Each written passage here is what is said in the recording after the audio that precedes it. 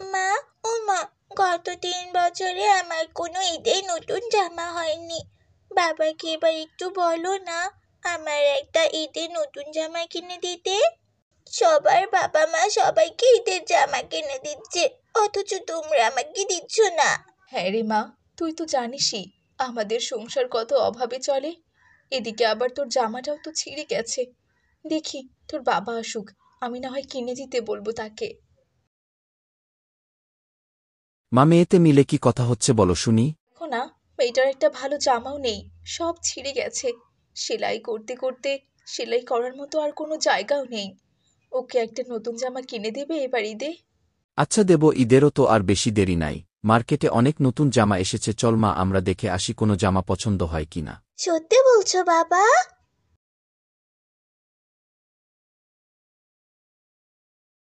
বাবা, ওই লাল জামাটা আমার খুব পছন্দ হয়েছে। আচ্ছা চল জিজ্ঞেস করে দেখি কত দাম। ভাই ওই লাল জামাটার দাম কত? একদম 2000। কিন্তু ভাই আমার কাছে তো এত টাকা নাই, আপনি এই জামাটা রেখে দেন, পরে এসে নিয়ে যাব। রাখতে পারবো কিনা জানি না, তবে তাড়াতাড়ি এসে নিয়ে যাবেন। কি ব্যাপার, জামা কিনতে গেলে আর জামা না নিয়ে কিনা চলে এলে কেন বলো তো? পছন্দ হয়নি বুঝি? হ্যাঁ মা, একটা জামা পছন্দ হয়েছে, কিন্তু 2000 টাকা দাম ছিল। কি, 2000 টাকা? এত টাকার জামা কিনতে হবে না মা, একটা কম টাকার জামা নিয়ে নিলেই হয়ে যাবে। না না, আমার ওই জামাটাই চাই। তুমি চিন্তা করো না তো, কোনো না কোনো একটা ব্যবস্থা নিশ্চয়ই হয়ে যাবে। এরপর রহিম তার মালিকের কাছে যায়। সে বাড়তি কিছু কাজ করে কিছু বাড়তি টাকাও নিয়ে আসে, শুধুমাত্র মেয়ের জামা কেনার জন্য।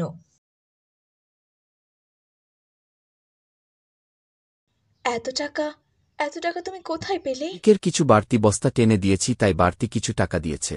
আর বাড়তি কাজ না করলে আমার মেয়েটার জামা কিনব কি করে বলো? কি দরকার ছিল এসবের বলো তো?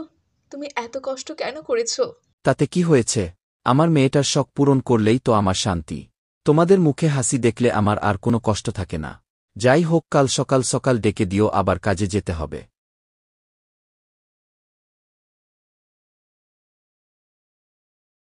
ঋতুর বাবা এভাবে বিভিন্ন জায়গায় কাজ করে ঋতুর ঈদের জামার টাকা জমাতে থাকে।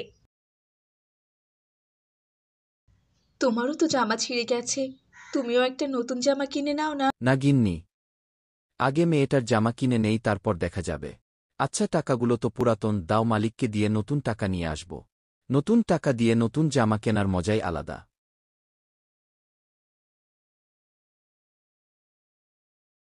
মালিক, আমার কিছু পুরাতন টাকা আছে, সেগুলো পাল্টে নতুন টাকা দেন না।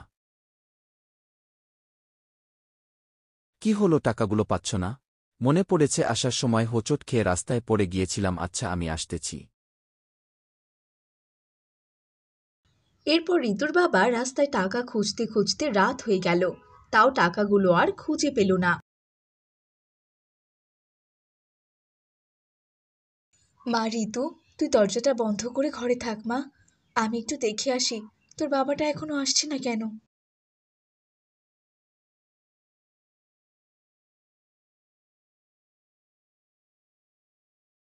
এ কি গো, এত রাতে তুমি রাস্তায় কি করছো? আর কি বা খুঁজছো? এরপর রহিম শেফালিকে সবকিছু খুলে বলে। তুমি কি পাগল হয়ে গেছো? সেই দুপুরবেলা টাকা হারিয়েছে, এখনো কি টাকা রাস্তায় থাকবে বলো? আমার এত কষ্টের টাকা হারিয়ে গেল এভাবে, আর আমি আমার মেয়েকে কি জবাব দিব? শোনো, আমাদের মেয়ে এত অবুঝ না, ওকে বোঝালে ও ঠিক বুঝবে। তুমি আর কোনো চিন্তা করো না, চলো তো চলো, এখন বাড়িতে চলো। চলো, কিন্তু আগেই ঋতুকে কিছু বলো না, যদি কোনো ব্যবস্থা আল্লাহ করে দেন।